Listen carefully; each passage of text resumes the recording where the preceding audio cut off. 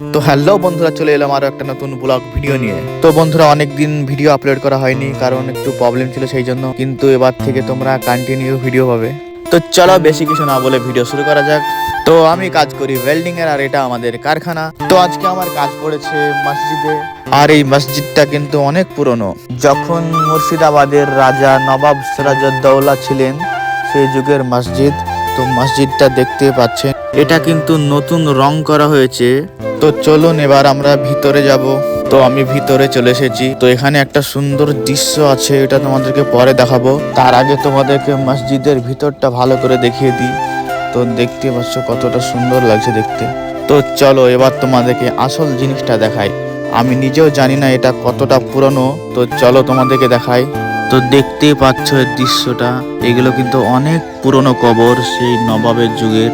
যদি ভিডিওটা ভালো লাগে, পেজটা ফলো করে ভিডিওতে একটা লাইক করে দিও, আর কমেন্টে জানিও এগুলো কত বছর পুরনো হতে পারে। আর এই যে এই কূপটা দেখছেন, এটা অনেক পুরনো, এগুলো আগের যুগেই ব্যবহার হতো। তো দেখতে পাচ্ছেন, ভিতরটা দেখাতে পারলাম না কারণ ভিতরে যাওয়া অ্যালাউ নেই। তো ভিডিওটা এখানে শেষ করছি, দেখা হচ্ছে আবার নেক্সট ভিডিওতে।